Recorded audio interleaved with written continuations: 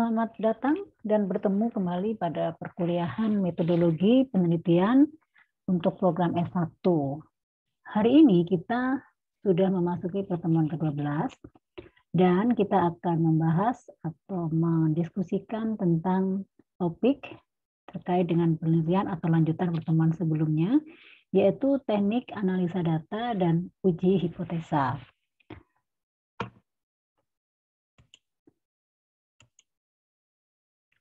Tujuan pembelajaran adalah kepada seluruh mahasiswa yang mengikuti perkuliahan kita pada hari ini mampu menganalisa data penelitian dan melakukan hipotesa dengan menggunakan aplikasi statistik. Kita akan bersama-sama mengupas sasaran-sasaran pembelajaran pada hari ini, yaitu tentang statistik deskriptif dan inferensial, statistik parametris dan non-parametris, konsep dasar pengujian hipotesa, serta contoh analisa data dan pengujian hipotesa. Baik, untuk pertama kali kita akan membahas apa sih yang dimaksud dengan analisa data, dan analisa data itu seperti apa saja. Sebetulnya di pertemuan sebelumnya sudah pernah dijelaskan tentang macam-macam statistik, juga bagaimana menganalisa data. Nah, di sini kita akan mengupas sedikit atau lebih menjelaskan tentang teknisnya. Berdasarkan analisa data, maka statistik untuk melakukan analisa data yaitu dengan menggunakan statistik deskriptif dan juga statistik inferensial, di mana dalam statistik inferensial itu akan dijelaskan atau akan mengupas, memaparkan tentang statistik parametris dan juga statistik non-parametris. Nah, sementara untuk penggunaan analisa data ini, kita akan menggunakan yang mana yang akan kita pakai, apakah statistik deskriptif atau inferensial, itu berdasarkan jenis data pada yang dianalisis dan juga tergantung pada asumsi kita. Nah, kita masuk pada statistik parametris. Yang dimaksud dengan statistik parametris adalah di sini ada beberapa alasan kenapa statistik parametris ini digunakan. Ada 4 alasan. Yang pertama, tujuan atau statistik parametris itu digunakan untuk menguji parameter atau ukuran populasi melalui statistik atau data sampel. Nah, parameter ini meliputi rumus seperti di bawah ini. Ada U sigma, sigma kuadrat, dan kalau kita rumuskan seperti di bawah ini, di mana X itu memiliki rata-rata S sigma dan juga S2 atau sigma kuadrat.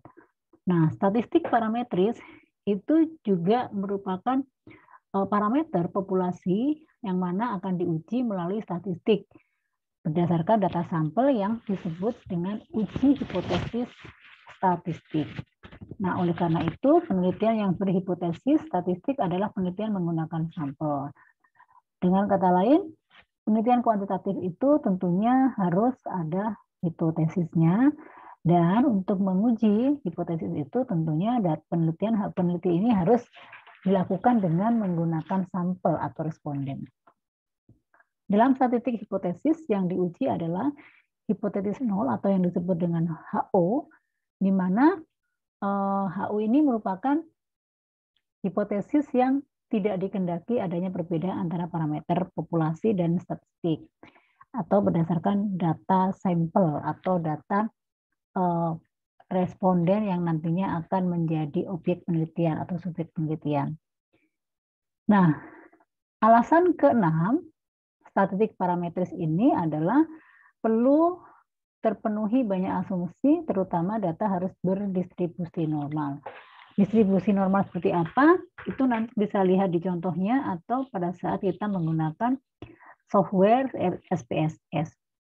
Alasan berikutnya, data 2 kelompok atau lebih yang diuji harus homogen. Yang dimaksud data 2 kelompok ini ada 2 kelompok sampel di mana akan diuji dengan memiliki faktor yang sama yang sering disebut dengan homogen, artinya sama walaupun kelompok ini dipisah atau dibedakan, tetapi sebetulnya adalah homogen, yang diuji adalah sama. Nah, yang berikutnya, dalam regresi harus terpenuhi asumsi linearitas, sehingga kita itu akan melakukan penelitian secara kuantitatif, di mana nanti statistik atau alat ukurnya penelitian ini harus regresi. Dan kebanyakan untuk menganalisa data interval dan rasio. Jadi, statistik parameters ini digunakan untuk menganalisa data interval dan rasio. Kita sudah pernah membahas tentang interval dan rasio di pertemuan sebelumnya. Ada nominal, ada rasio, dan sebagainya. Nah, itu nanti harus diimplementasikan dan dipraktekkan. Nah, di sini saya akan memberikan contoh tentang statistik parametris. Contohnya, suatu nilai pelajaran dari mahasiswa adalah 1000, ya, 7,5 maksudnya. Suatu nilai pelajaran ada mahasiswa atau siswa itu berjumlah 1000. Nah, reratanya atau nilai pelajarannya adalah 7,5. Selanjutnya, jika dari 1000 mahasiswa itu diambil sampel itu random ya, diambil secara acak itu 50 orang, dan nilai reratanya 7,5, maka berarti tidak ada perbedaan antara parameter populasi dan statistik.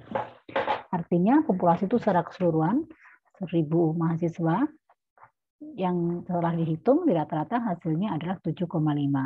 Tapi kalaupun kita mengambil acak secara 50% atau 50 mahasiswa sebagai sampel, ternyata begitu dicek lagi reratanya adalah 75, maka berarti tidak ada perbedaan antara parameter dan parameter populasi dan juga parameter statistik.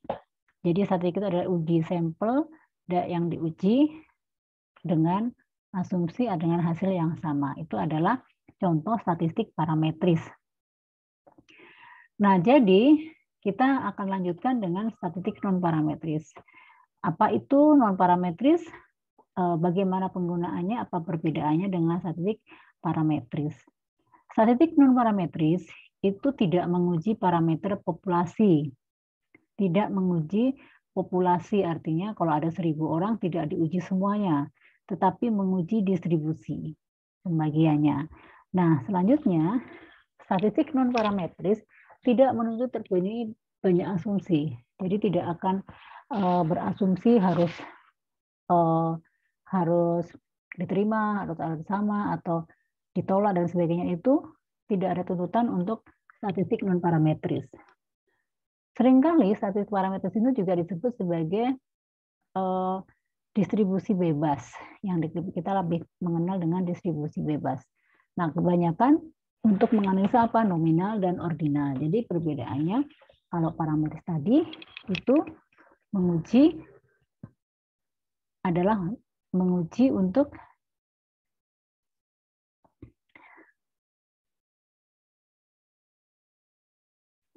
interval dan rasio. Ya, kalau parametris adalah menguji interval dan rasio, sementara untuk non parametris adalah menguji nominal dan ordinal. Nah, mari kita lihat apa yang dimaksud atau bagaimana menguji hipotesis. Untuk menguji hipotesis dalam penelitian kuantitatif itu harus memperhatikan dua hal utama yang harus diperhatikan. Pertama adalah macam data. Data itu apa? Yang tadi dijelaskan. Pada saat kita menggunakan statistik parametris, maka datanya adalah menggunakan interval dan rasio. Sementara kalau non-parametris yang menggunakan data nominal dan ordinal. Nah, bentuk hipotesisnya apa? Ada 3.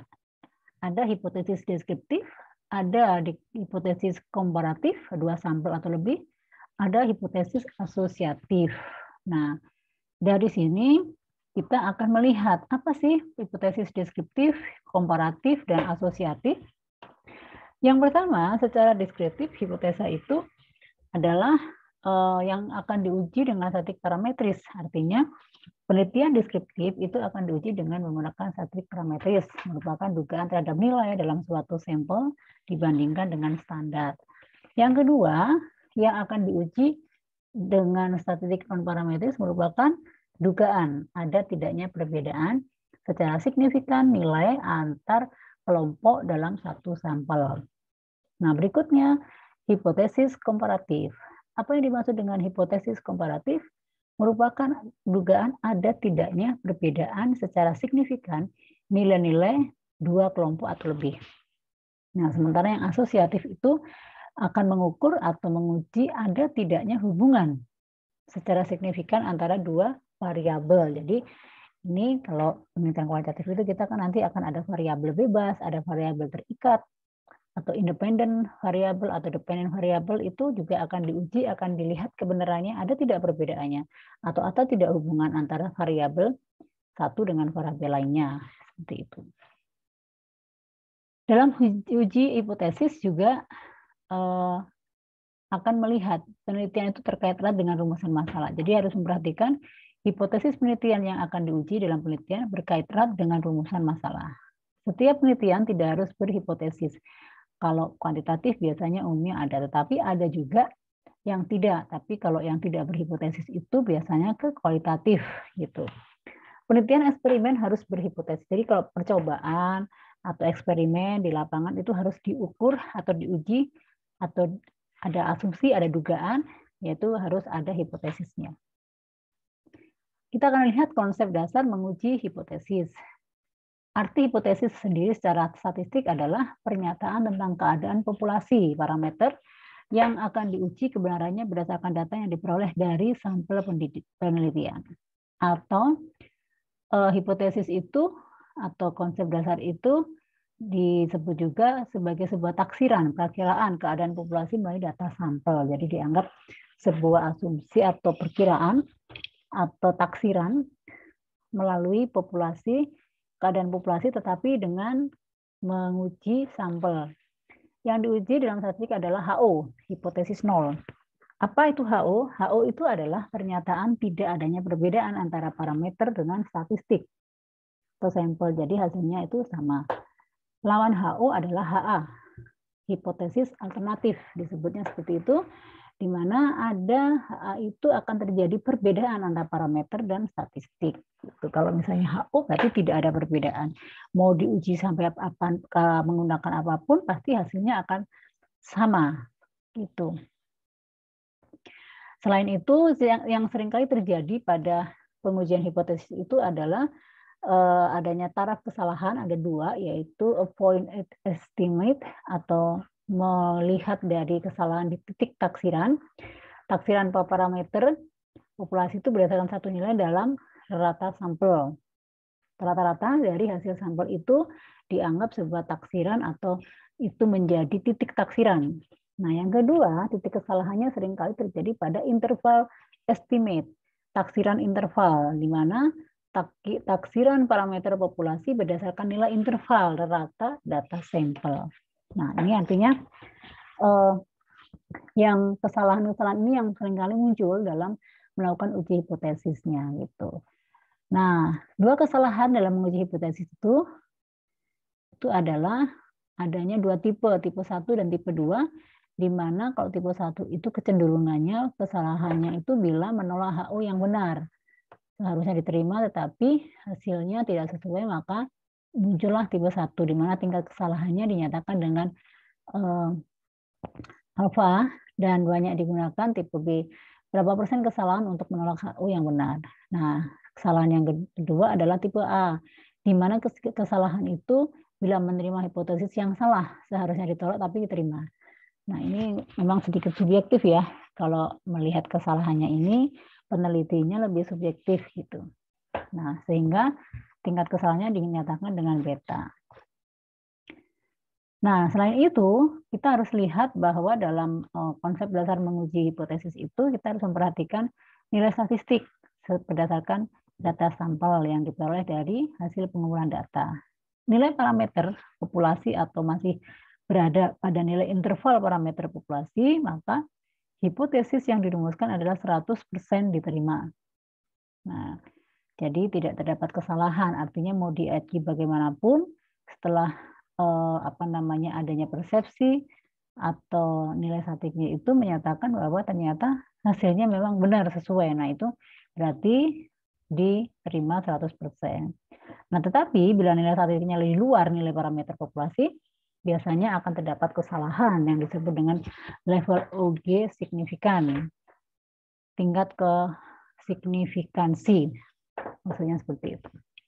Nah, level of signifikan itu apa sih yang dinyatakan dengan alfa? Biasanya level uji signifikan itu adalah ditetapkan oleh peneliti terlebih dahulu sebelum hipotesis diuji. Biasanya diambil 1%, 5%, 10%. Jadi kalau kita melihat tingkat kesalahannya itu kita membuat standar maunya berapa persen, maksimal berapa persen. Nah, ini. Alfa sama dengan min 1 artinya bila penelitian dilakukan 100 sampel yang diambil dari populasi yang sama, maka akan terdapat satu kesimpulan salah yang diberlakukan untuk populasi. Data dari satu sampel tersebut tidak diberlakukan ke populasi di mana sampel itu diambil. Jadi harus diambil dengan populasi yang sama. Tidak boleh berbeda populasi, tetapi di lingkungan atau populasi yang sama kita akan mengukur, menguji apakah terjadi kesalahan, ataukah ada penyimpangan, nah itu akan ketahuan. Konsep dasar uji hipotesis adalah menguji 3 ya. Pada dasarnya menguji hipotesis itu menguji 3, uji 2 pihak, uji pihak kiri, uji pihak kanan. Ya. Kalau uji 2 pihak itu berarti HU-nya berbunyi sama dengan atau dan H berbunyi tidak sama dengan. Itu kalau pengujian menggunakan 2 pihak. Tapi kalau uji pihak kiri berbunyi HO lebih besar sama dengan HA. Atau berbunyi bisa dinyatakan HA-nya itu lebih kecil. Nah, kalau untuk pihak kanan itu selebihnya. Kebalikannya di mana HO berbunyi lebih kecil atau sama dengan, dan juga HA-nya dianggap lebih besar gitu. Cara hipotesisnya seperti itu. Selanjutnya kita akan melihat dengan metode kuesioner, di mana kuesioner ini dikirim kepada orang yang bersangkutan dengan permintaan untuk menjawab pertanyaan dan mengembalikan kuesioner. Nah, kita akan melihat bagaimana menguji kuesionernya. Nah, di sini kita akan melihat dulu sebelumnya contoh analisis data dan pengujian hipotesisnya. Judulnya misalnya pengaruh kepemimpinan dan situasi kepemimpinan terhadap iklim kerja perusahaan jasa pelaksana konstruksi di Kota Malang. Ini adalah satu contoh. Kita akan bedah variabel penelitiannya itu seperti apa. Di sini ada gaya kepemimpinan sebagai variabel X1, X2-nya adalah situasi kepemimpinan, dan yang Y-nya adalah iklim kerja perusahaan. Atau bisa disebut X1, X2 itu adalah variabel independen, dan Y adalah variabel dependen. Nah, bisa digambarkan seperti ini, dan kita sudah mempelajari di beberapa pertemuan sebelumnya bagaimana paradigma penelitian itu akan disusun. Nah, kalau dari judul ini maka ketemulah paradigma seperti ini. X1, X2 memberikan pengaruh atau memberikan dampak kepada Y, akan mempengaruhi Y. Nah, kita akan lihat menguji hipotesis itu biasanya kita lihat sampelnya, populasinya, rumusan masalah, instrumen penelitian, tabulasi data penelitian, uji normalitas data, dan juga analisa statistik. Jadi kita akan melihat urut-urutannya menganalisa data itu seperti ini. Yang berikutnya, ini adalah instrumen tadi, kuesioner itu yang sudah dibagi itu, biasanya akan digunakan untuk menguji apa sih? Ya, setelah kita mendistribusikan kuesioner, maka hasil itu akan terekap dan itu harus dilakukan pengujian untuk satu uji validasi. Nah, validasi itu adalah salah satu pengukuran apakah sejauh mana alat ukur dapat mengukur apa yang diukur, artinya untuk melihat kevalidan instrumen atau indikator itu sudah valid apa belum. Nah, di sini lihat ada di mana ada korelasi product moment person. Ini ada, kita bisa lihat dalam software SPSS juga ada. Jadi kita akan melihat atau mengacu uji validasi itu juga dihitung berdasarkan rumus seperti di bawah ini. Pada gambar ini kan dinyatakan ada R, X-Y-nya. Nah, ini ada rumusnya. Tapi nanti kalau kita menggunakan software itu udah otomatis. Kita tidak menggunakan secara manual, tetapi kita langsung menggunakan secara aplikasi. Nah, di sini jelas ya. Dari rumus ini dinyatakan RXY itu merupakan koefisien korelasi product moment person-nya itu. N adalah banyak responden ya atau sampelnya itu. X ZAM X itu adalah total skor dari seluruh responden untuk tiap item pertanyaan. Kalau total Y atau ZAM Y, di mana total keseluruhan dari seluruh item pertanyaan untuk setiap responden. Dan sum untuk XY adalah total skor dari hasil kali X dengan Y. Nah, ini adalah menguji validasi atau uji validitas ya. Tapi kita nggak perlu bingung, kita nggak akan menulis secara manual, tapi kita mengerjakannya dengan menggunakan software. Jadi semuanya harus sudah mempersiapkan diri untuk memiliki software yang akan dipakai untuk penelitian nantinya. Nah, ini uji instrumen penelitian ya. Jadi validitas itu ditentukan dengan kriteria berikut. Jika R hitung lebih besar R tabel, maksudnya dalam pengukuran ini kita akan disuguhkan tabel R atau R tabel itu untuk membandingkan R hitungnya. Tuh. Jadi kita akan melihat signifikan dengan skor total tidak gitu. Nah, jika R hitungnya lebih kecil dari R tabel, maka suatu item dinyatakan tidak valid. Jadi nilai R yang betul adalah di atas tabel, tidak boleh kurang di bawah tabel. Nah, pengujian validitas dapat dilakukan dengan metode validitas internal, di mana kriteria-kriteria yang digunakan berasal dari instrumen itu sendiri, dan masing-masing item variabel dikorelasikan dengan nilai total. Nah, nanti setelah diuji, kita akan melihat instrumen itu dari masing-masing variabel setelah di total atau di rata-rata, apakah adakah kesalahan atau apakah ada yang tidak valid, itu akan terlihat. Nah, untuk uji validitas dapat dilakukan dengan menggunakan perangkat lunak SPSS. Ini juga sama. Selain itu, hasil kuesioner yang sudah kita bagi itu akan dimasukkan dalam software datanya, dan itu juga untuk mengukur atau menguji reliabilitas. Nah, reliabilitas adalah indeks yang menunjukkan sejauh mana suatu alat pengukuran dapat dipercaya. Jadi reliable, artinya bahwa instrumen ini layak, instrumen ini benar dan bisa diterima. Nah, uji reliabilitas itu menggunakan pendekatan alfa dengan rumus ini. Ini juga sama, ini bisa menggunakan secara digital juga bisa keluar rumus ini, tetapi hasil dari penggunaan software SPSS itu juga nanti akan mengeluarkan hasil berdasarkan rumus ini. Jadi tidak menghitung secara manual, tapi kita sudah dimudahkan dengan banyaknya software tersebut. Nah, ini uji instrumen penelitian itu, di mana R, reliabilitas instrumen, K, banyak butir pertanyaan, terus alfa kuadrat, Q, C kuadrat merupakan varian dari total score. Jika R hitung lebih besar dari R tabel, maka suatu instrumen dinyatakan reliable. Jadi pada dasarnya untuk reliabilitas atau validasi itu nilai R hitung lebih besar dari R tabel. Idealnya seperti itu. Baru kalau itu sudah terpenuhi, maka instrumennya itu dianggap betul dan sudah bisa diterima oleh responden. Nah, seperti itu. Nah, biasanya kita dalam mengukur uji instrumen ini juga akan menggunakan beberapa hasil melalui aplikasi atau software tersebut, misalnya seperti bagaimana melihat koefisien kehandalan secara Cronbach's alpha, di mana kalau nilainya lebih besar berarti seperti apa. Nah, itu nanti kita akan lihat dari aplikasi atau software SPSS-nya. Nah, selain ada uji reliabilitas, ada uji validitas, kita akan ada uji penyimpangan asumsi klasik. Dibagi 3, ada uji multikolinearis, ada heteroskedasis, dan juga ada uji autokorelasi. Kita coba bahas satu-satu. Penyimpangan itu dimungkinkan kalau terjadi itu sudah ada solusi atau penjelasannya. Ya.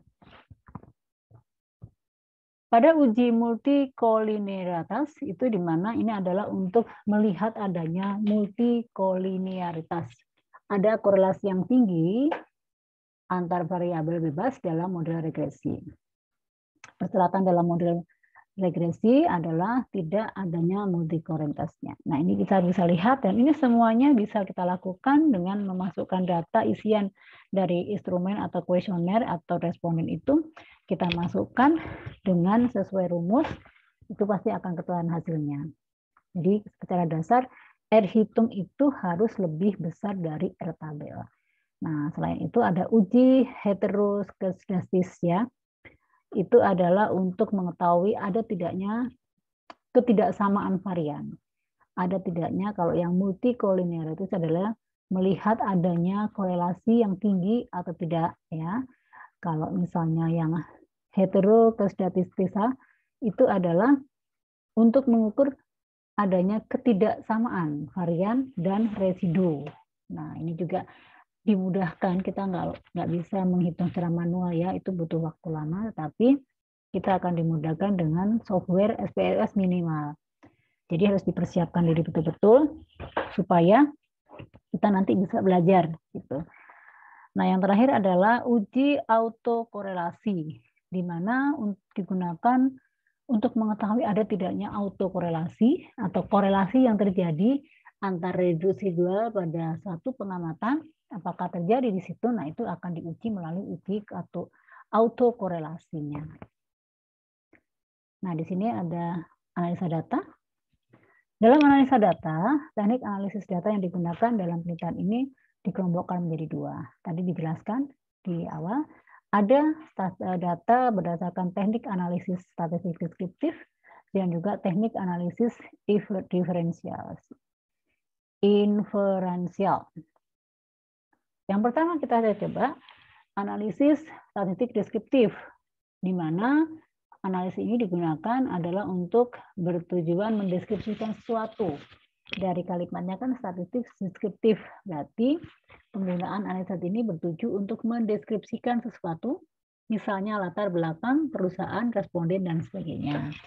Metode pengukurannya dengan menggunakan skala. Biasanya skala yang umum yang digunakan dan lebih familiar adalah Likert, Guttman, skala semantik. Tapi yang banyak sekali digunakan dan itu membantu itu adalah menggunakan skala Likert. Yang kedua adalah analisis atau statistik inferensial. Juga dibagi dua, di mana analisis ini dapat digunakan untuk menganalisis regresi, misalnya regresi linear atau regresi berganda. Nah, itu juga bisa digunakan menggunakan analisa statistik diferensial. Nah, selain itu ada hubungan antara variabel bebas dengan variabel terikat dapat ditentukan dengan cara menghitung koefisiensinya atau menghitung R-nya. Jadi kita akan melihat apabila kita menggunakan analisis statistik inferensial, itu berarti ada dua kemungkinannya. Mengukur linear dari sebuah penelitian atau regresi berganda. Regresi linear dan berganda itu perlu diukur atau dianalisis. Nah, ya seperti itu. Nah, ini berikut ini contoh ya, contoh dengan interval koefisien tertentu yang akan menentukan tingkat hubungan antar variabel seperti pada tabel di bawah ini. Nah, sangat rendah 0, sampai 0,199, sangat rendah 0,2 sampai 0,399. Nah, ini adalah contoh data mengukur koefisien korelasi. Dan sekali lagi ini akan dimudahkan, akan dibantu pada saat nanti kita menggunakan SPSS, ada semuanya. Nah, ini contoh ya, ini contoh yang selalu dituliskan di dalam sebuah penelitian itu seperti ini, nanti ada uji F, ya kan? Ada pengujian hipotesisnya. Kita kembalikan contohnya variabel usia perusahaan terhadap pengalaman perusahaan, variabel pengalaman perusahaan terhadap kualifikasi perusahaan. Nah, ini ada rumusnya juga akan muncul. Di sini ada keterangan R itu adalah koefisien korelasi berganda. Jadi ini dilakukan untuk statistik di intervensial, di mana akan mengukur korelasi, mengukur adanya korelasi variabel yang linear atau berganda. Itu bisa menggunakan rumus seperti ini juga. Ini contohnya, nanti kita memaparkan uji T itu seperti apa, itu bisa dilihat dari contoh-contoh berikut. Nah, ini adalah tugas contoh-contoh dari analisis data dan uji statistiknya. Nanti untuk lebih detailnya ya pada saat Anda melakukan bimbingan skripsi, Anda akan menemui atau memaparkan hal-hal yang seperti ini. Nah, apakah ada pertanyaan sampai di sini? Jika tidak ada, kita seperti biasa untuk pengayaan, memperdalam materi, dan untuk latihan, kita belajar sama-sama melalui artikel jurnal yang telah dipilih kemarin, itu dilanjutkan terus untuk mengerjakan tugas ini. Tugas Anda adalah menganalisa data yang digunakan. Artinya seperti tampilan yang sebelumnya, Anda nanti akan menemukan seperti kayak gini, paparan seperti ini, dan Anda harus bisa memberikan contoh untuk mengukur apakah Anda sudah siap untuk skripsi atau tidak, seperti itu. Nah, seperti biasa, diketik dulu, dibuat, langsung disimpan dalam bentuk PDF, ya. Jangan sampai terlambat, keterlambatan akan merugikan Anda karena nanti nilainya tidak bisa diinput. Demikianlah materi pertemuan kita pada hari ini, semoga memberikan manfaat, dan kita akan bertemu kembali di pertemuan berikutnya, kita akan membahas topik yang baru lagi. Terima kasih semuanya, selamat melanjutkan aktivitas dan selamat belajar. Bye.